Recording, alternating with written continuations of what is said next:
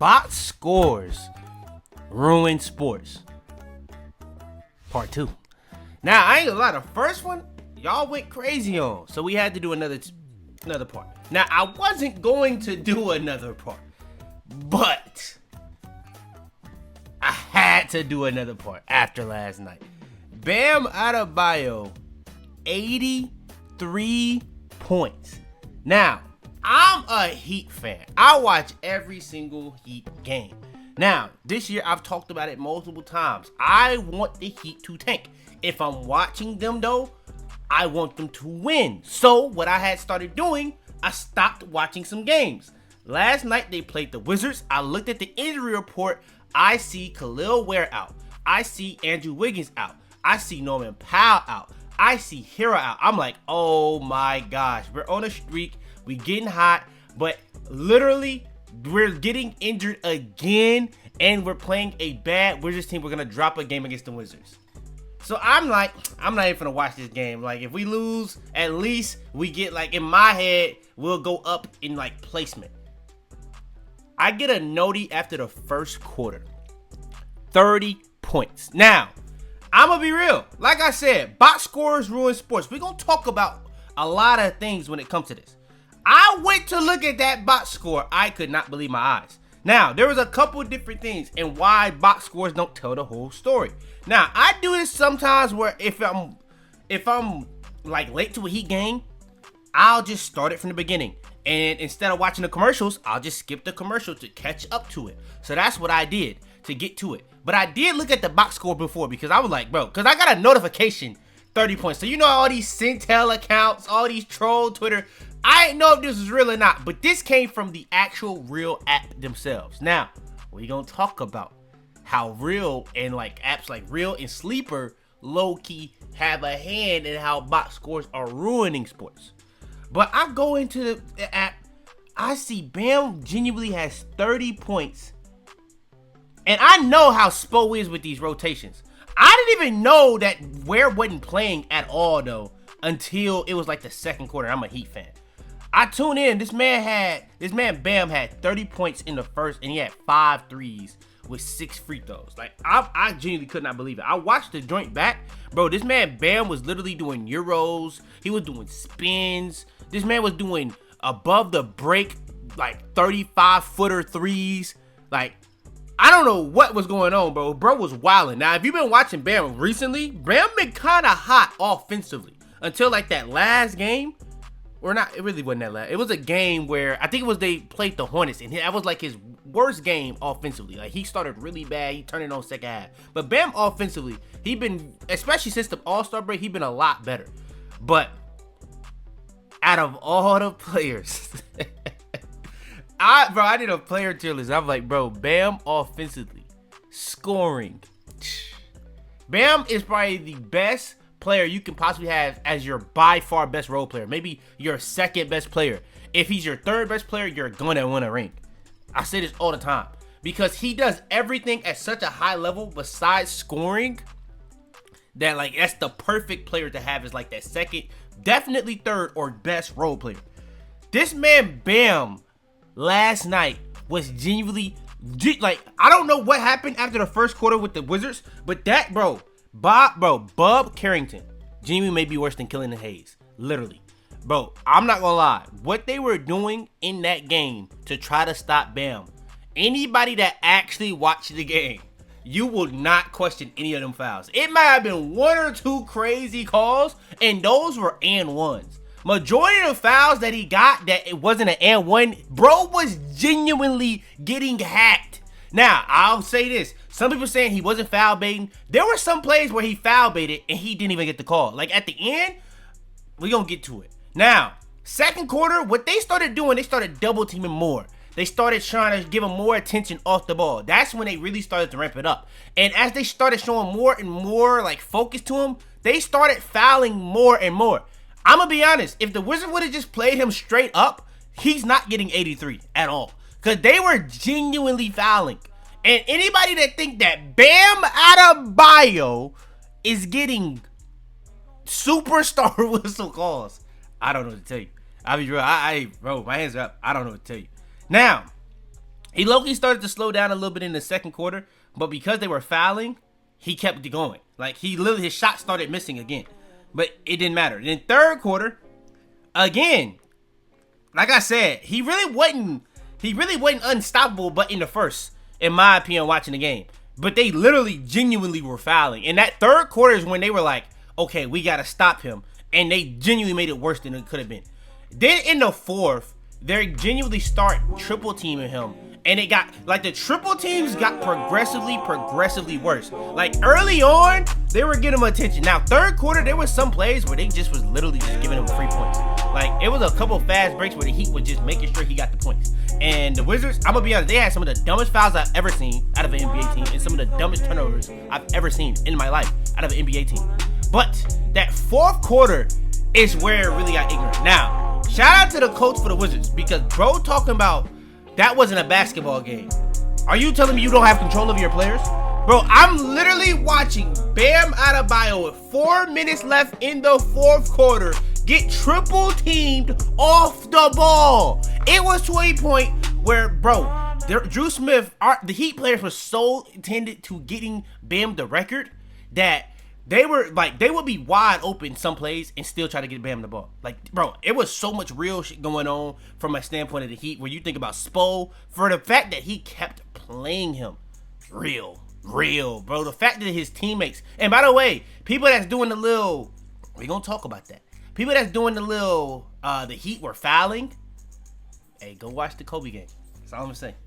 And there's literally factual, like, we don't have the film, but we know that at the end of the game that the Wilt's team were fouling the other team to keep giving him more possessions.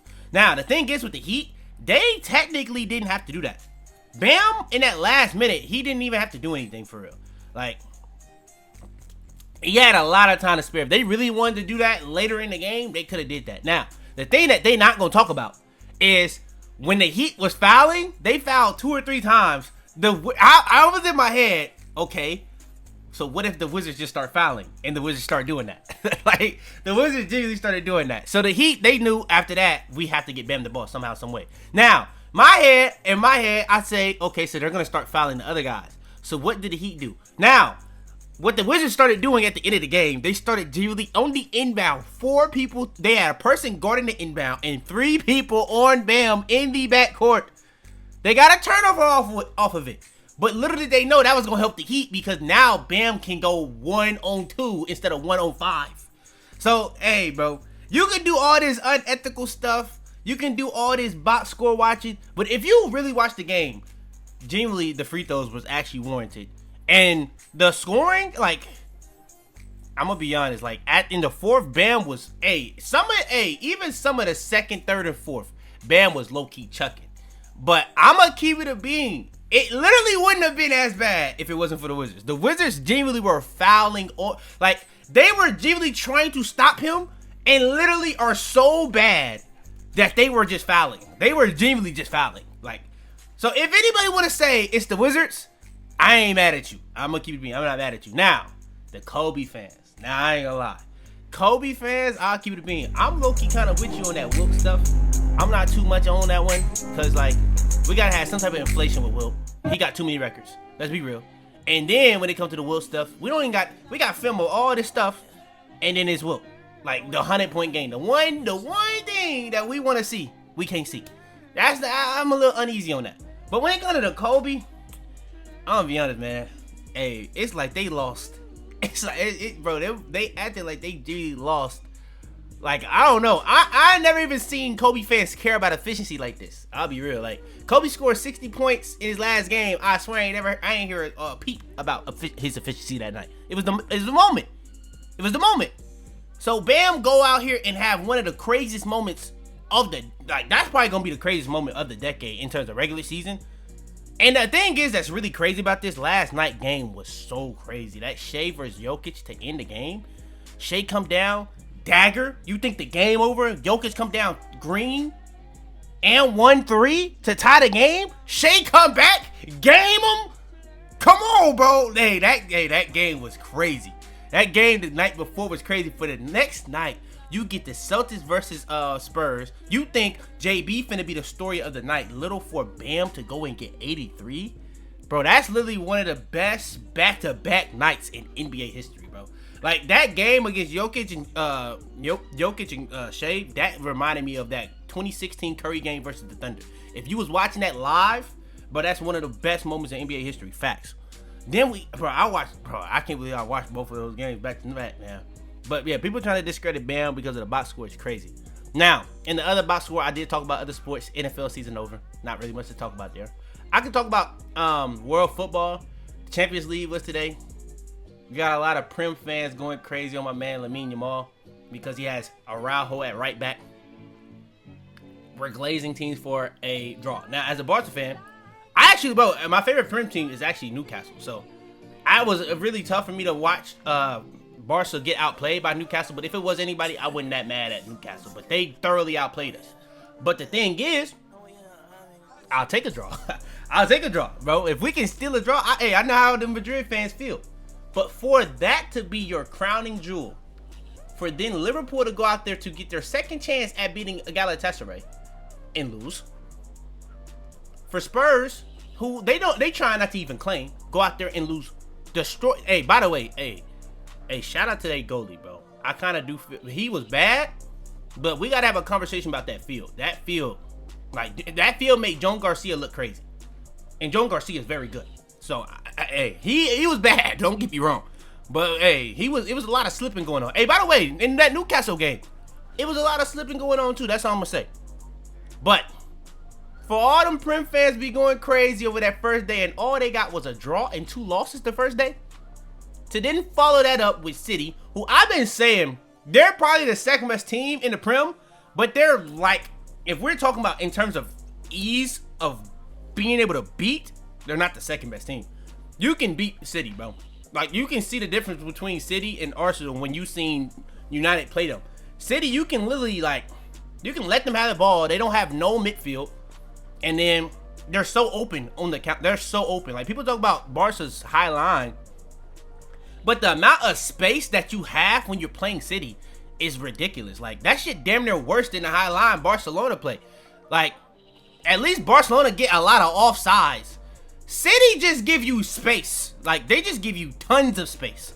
They just hope that Donnarumma can bail them out, which at a certain point, that's kind of what Barcelona do with John Garcia. And by the way, the only goal that they even got against Barcelona was John Garcia. He saved it, but he just didn't save it enough. He saved it into the goal.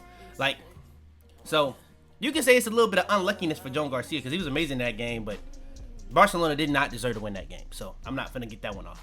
And then you have Arsenal. I'm gonna be real. Arsenal is just, I don't know. I really don't understand. I can't even try to explain Arsenal. Like, they're probably the best team in the world, but their style of play is awful. It's simple as that. And then we had Chelsea PSG. That's the one game I give Prem fans because I'm a context person. I'm not really an agenda person. You know? When it came to Chelsea versus PSG, in my opinion, I think if you looked at the box score, you probably like Chelsea.